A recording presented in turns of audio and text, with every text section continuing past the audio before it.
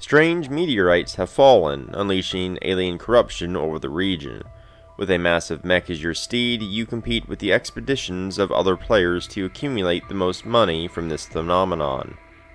Expeditions is billed as the sequel to Scythe, but that statement is a little disingenuous. It's like saying a pug carries a wolf's bloodline.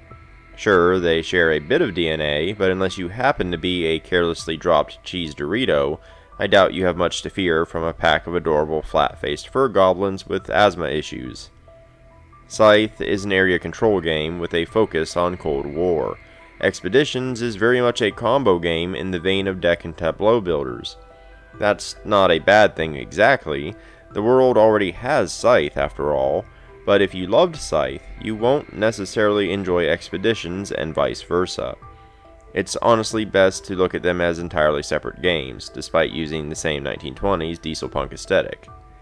Expeditions itself seems like an amalgamation of several game ideas mushed together. This is more or less confirmed by the list of inspirations found in the rulebook.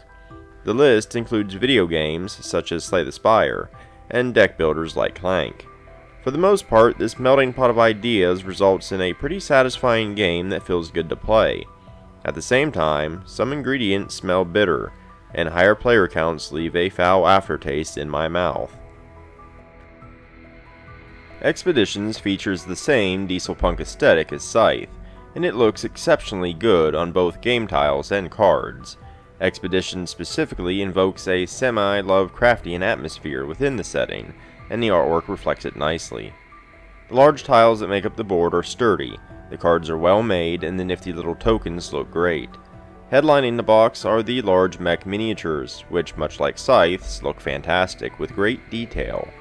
The matching faction boards that come with them are equally cool, but feature a common nitpick of mine. You're meant to have multiple tokens on the board and slide them around as needed. Since the board isn't inset, it's easy to bump and nudge them around.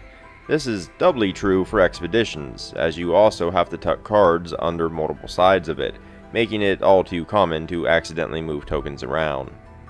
Additionally, you also have a small pack of Automa cards for the solo mode, and a pretty nice insert to help store the game. The rulebook is crisp, clean, and easy to understand. The game itself is fairly simple to learn, barring the somewhat obtuse iconography. Many of the icons are too vague or similar to one another, and it takes a few playthroughs and rigid application of the player aid cards to come to terms with it. On the other hand, Expeditions is extremely fast and easy to set up. You simply lay out the tiles designated on the base camp board, shuffle a deck of cards, hand out a random mech and player cards, and you're good to go. I've never played a Stonemaier game that didn't look good, and Expeditions is no exception. However, at the standard price of $85, I can't help but feel that most of that cost is sunk into the mech miniatures. You don't truly get a lot of components for the price, especially for the size of the box they come in. I think my biggest issue with this is that the mechs and the size of the mechs are largely just for show. They are the main player pieces that you use to move around the board, but the vast majority of your gameplay functions come from cards. There's no combat in the game either that isn't incredibly extracted, so it's weird to have these weird weapon-bearing mech miniatures purely for the purposes of representing the player when there are more cost-effective alternatives that still look pretty good and would match the game's thematic intent a little bit better. Expeditions is all about planning, not just your current turn, but many turns in advance. You can perform 3 specific actions: move your mech 1 to 3 spaces, play a card, or gather from a location. But there's a nifty trick to the whole thing. You have a little action cube that you slide around your mech's mat. On your first turn, you move it from the refresh space to the open box below the 3 actions, and you get to perform all 3. On future turns, you use that cube to cover one of those 3 actions, and then you only perform the 2 actions you left uncovered. If you cover up the gather action, for example, you can move and play a card. On your next turn, you have to uncover gather and place the cube on top of the move or play a card action. This makes planning what 2 actions you need every turn essential to playing well. Gathering from locations allows you to gain workers and cards and even perform actions like meld meteorites, but you only gather from the location your mech is on. When you move, you can move your mech 1 to 3 spaces but can't occupy the same tile as another mech. Furthermore, landing on an unexplored tile ends your movement and you flip it over. Cards have several uses, but always gain you either power or guile when played.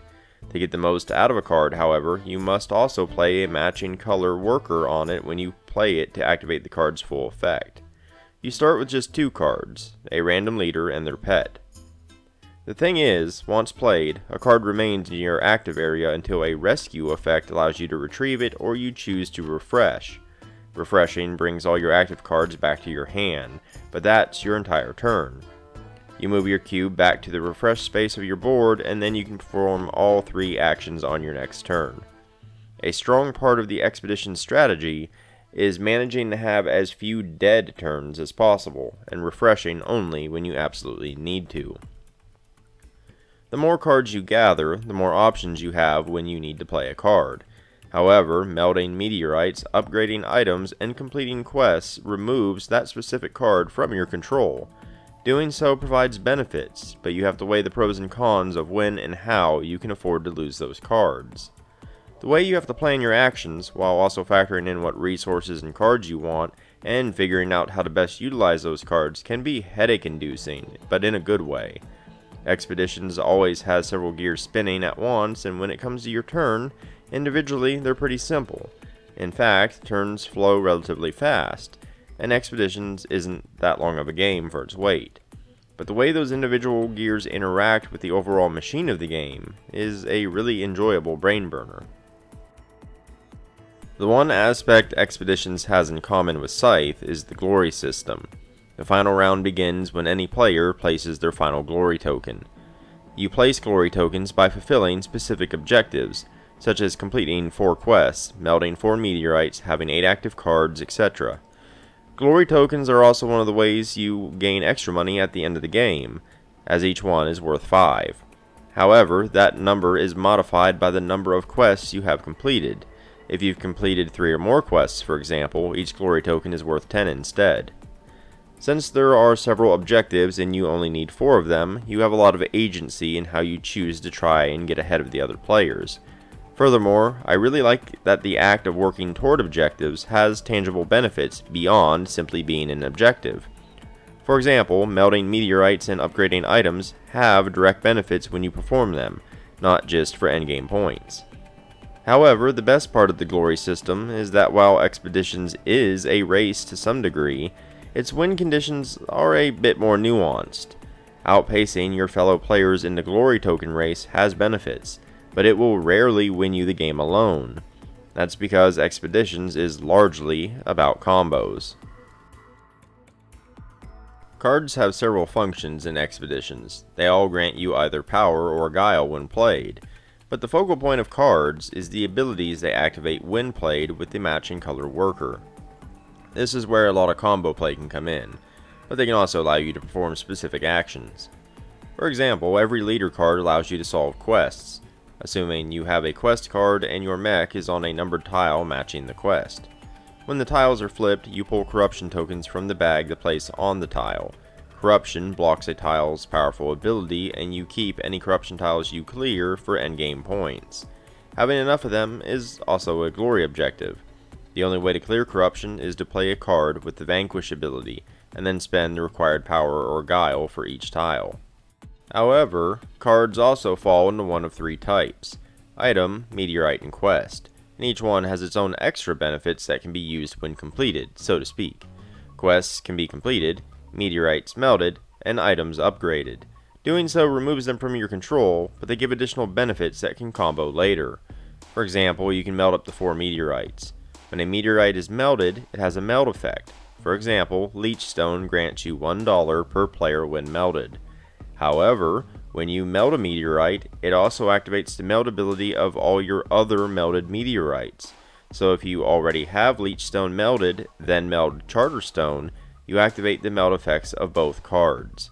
In a 4-player game, managing to activate Leechstone 4 times is an extra $16 by itself. Items have an effect when played, and an ongoing effect while they're active with a worker on them. If you upgrade an item, not only is it worth points at the end of the game, its ongoing effect is permanently active for the rest of the game. Gathering the cards you need for your strategy and planning out how to use them to their fullest is exceptionally satisfying. It's also highly challenging, since you have to steer the card play using the action system in unison with where your mech is actually located on the board. It's a lot to think about all the time, but the strategy involved is worth the effort, and that makes expeditions fun to play. The random map and cards give expeditions a lot of variety between each game. You can't be sure which tiles are going to be where or what cards you'll be able to gather. That means you have to adapt from game to game. Some games with specific action systems like expeditions tend to have a solvable queue of actions which can straight up ruin a game after a while. The unpredictable nature of expeditions means that having a codified string of ideal actions is effectively impossible, and that's great. The randomness also makes expeditions pretty replayable, as your combo space could look very different from game to game. Expeditions features a super easy to run automa you can play against solo. Running the automa is as quick and easy as flipping a card and moving a mech mini most of the time. The automa doesn't exactly feel like a player, but Expeditions is low on player interaction anyway. It does, however, pressure you to play effectively, and has multiple difficulty modes. The automa is not only an enjoyable solo experience, but is actually a great way to practice the game for multiplayer, as you will definitely notice when you're playing the race portion of the game too slowly. The longer the game goes on, the stronger the automa becomes. At the same time, you still have to accumulate enough extra points to be able to beat it beyond your glory tokens. While the automa doesn't resemble a player, you aren't really getting a cut down experience with it either. I think Expeditions functions quite well as an exclusively solo game. The issue I have with the worker system ties somewhat into an aspect that I'm also mixed on, the asymmetry, but I'll touch on that later. Essentially, quite a few of your early turns feel pre-programmed based on your starting leader and companion cards. You're almost always going to beeline straight for the workers matching your two starting cards, because your play a card actions are partially wasted if you don't have them. There are only two tiles on the map that have red and green or blue and yellow workers, and they are always on the lower part of the map. A few face down tiles allow you to gain purple workers, but no starting cards use purple workers. Expeditions is a strategy heavy game with many paths to victory, but the first few steps of that path feel largely the same in every game. The aforementioned worker issue is directly connected to my player count complaint. I actually prefer Expeditions solo and at 2 players, and no higher. As I mentioned before, there are only 2 tiles that have the workers you need for most cards in a game, and all of your starting cards. There is a starting tile that allows you to use the effect of an adjacent tile, but it's not always placed in the spot you need in order to gain workers. Now keep in mind, mechs cannot occupy the same tile as another mech. Here's how a 4-player game goes. Player 1 moves to the first worker tile. Player 2 moves to the remaining worker tile. Players 3 and 4 get screwed with no workers. Both players 1 and 2 get to have the full use of their cards on their first couple of turns. Players 3 and 4 don't. These effects are nothing to sneeze at either. Vesna allows a player to gain a face-up item, for example, while Matthew allows a player to gain a yellow worker, further cementing their lead over players 3 and 4.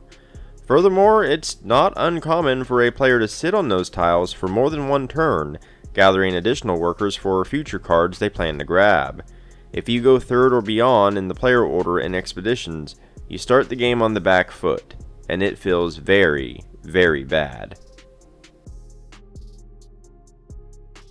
The lack of player interaction in Expeditions feels especially strange since the game claims to be a sequel to Scythe, a game where the Cold War interaction between players was extremely important.